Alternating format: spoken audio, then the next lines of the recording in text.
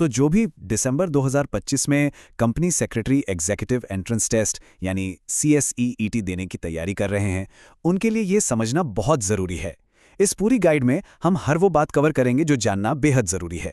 तो चलिए देखते हैं कि आज हम क्या-क्या जानने वाले हैं। शुरुआत होगी सबसे ताज़ा खबर से, फिर बात करेंगे परीक्षा वाले दिन की तैयारी के प्रैक्टिकल टिप्स की। इसके साथ ही जो ऑफिशियल नियम हैं, उन पर भी एक नज़र डालेंगे ताकि कोई कंफ्यूजन ना रहे। और आखिर में ये भी समझेंगे कि ये सब कुछ आने वाले करियर के लिए कितना मायने रखता है। तो चलिए सीधे मुद्दे पर आते हैं। सबसे पहले ये देखते हैं कि institute of company secretaries of India यानी ICSI की तरफ से सबसे ज़रूरी अपडेट क्या आया है। हाँ, तो सबसे बड़ी खबर ये है कि 10 जनवरी 2026 को जो परीक्षा होने वाली है उसके लिए ऑफिशियल हॉल टिकट जारी कर दिए गए हैं। मतलब जिन भी कैंडिडेट्स ने रजिस्ट्रेशन किया है वो अब अपना एडमिट कार्ड डाउनलोड कर सकते हैं। इस टेबल में सारी ज़रूरी तारीखें और डिटेल्स एक ही जगह पर हैं।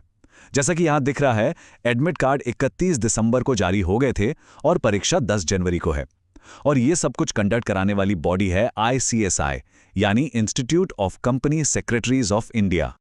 तो अब ये तो पता चल गया कि एडमिट कार्ड आ गए हैं, तो चलिए अब ये देखते हैं कि इन्हें डाउनलोड कैसे करना है और ये भी पक्का करना है कि उसमें दी गई सारी जानकारी सही है या नहीं। बस ये कुछ आसान से स्टेप्स हैं जिन्हें फॉलो करना है और एडमिट कार्ड डाउनलोड हो जाएगा। और हाँ, एक ज़रूरी टिप, सिर्फ एक कॉपी नहीं बल्कि 2-3 कॉपी प्रिंट करके रख लें, क्या पता कब जरूरत पड़ जाए। जैसे ही एडमिट कार्ड हाथ में आए, सबसे पहला काम है हर डिटेल को ध्यान से चेक करना।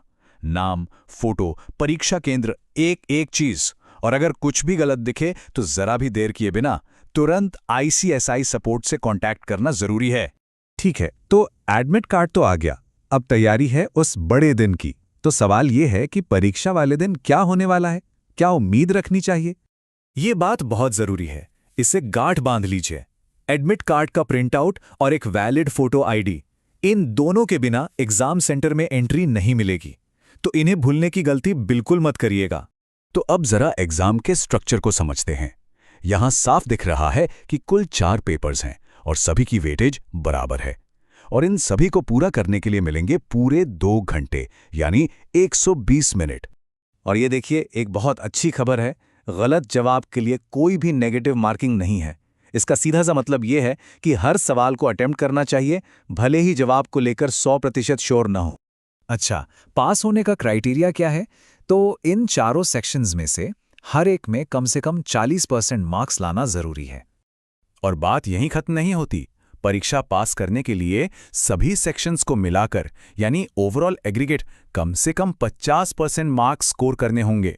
तो अब जब एग्जाम का पूरा स्ट्रक्चर समझ आ गया है, तो चलिए अब कुछ जरूरी नियमों की बात कर लेते हैं। एग्जाम के दिन कोई परेशानी ना हो, इसके लिए इन गाइडलाइंस को जानना बेहद जरूरी है। देखिए, ये सारे नियम इसलिए हैं ताकि एग्जाम हर कैंडिडेट के लिए फेयर हो। तो बस टाइम से पहले पहुंचना है, कोई भी प्रोहिबिटेड आइटम साथ नहीं लाना है और डिसिप्लिन बनाए रखना है। हाँ, और एक छोटा सा रिमाइंडर फिर से, हॉल टिकट सिर्फ और सिर्फ वेबसाइट से ही डाउनलोड करना होगा, ये डाक या ईमेल से नहीं भेजा जाता। चलिए आखिर में जरा बड़ी पिक्चर देखते हैं कि ये एग्जाम असल में एक कैंडिडेट के करियर के लिए क्या मायने रखता है। देखिए, इस एग्जाम को पास करना सिर्फ एक पड़ाव पार करना नहीं है, ये तो कॉर्पोरेट गवर्नेंस, कंप्लायंस और लीगल एडवाइजरी जैसे शानदार करियर की दुनिया का दरवाजा खोलता है। और जो लोग अगले अटेम्प्ट की प्लानिंग कर रहे हैं, उनके लिए जानकारी ये है कि जून 2026 सेशन के लिए रजिस्ट्रेशन शुरू हो चुके हैं, मतलब तैयारी अभी से शुरू की जा सकती है। तो जो भी कैंडिडेट्स इस परीक्षा की तैयारी में लगे हैं, उन्हें ये याद रखना चाहिए कि ये सिर्फ एक टेस्ट नहीं है, ये कॉर्पोरेट वर्ल्ड में एक शानदार करियर की तरफ पहला कदम है। हमारी तरफ से सभी को शुभकामनाएं।